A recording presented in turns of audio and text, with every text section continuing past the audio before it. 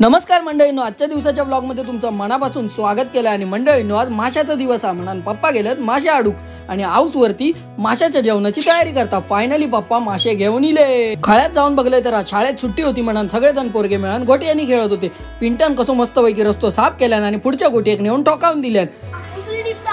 मग त्याला असा काहीतरी बडबडून मस्तपैकी नेम धरल्यान आणि जबरदस्त अशी गोटी ढकलून दिल्यान।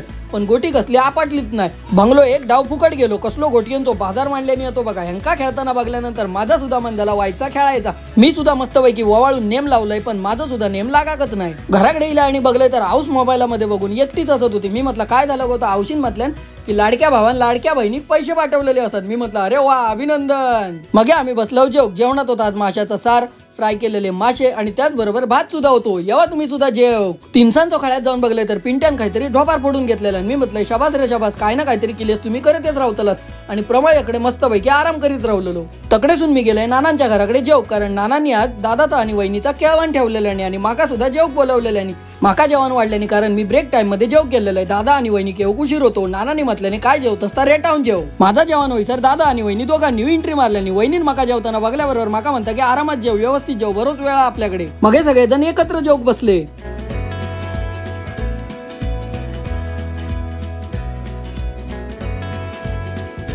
नानांकडलो केळवणाचा कार्यक्रम आटपल्यानंतर दादा गेलो असेल पॅक आणि मावशीच्या घराकडे।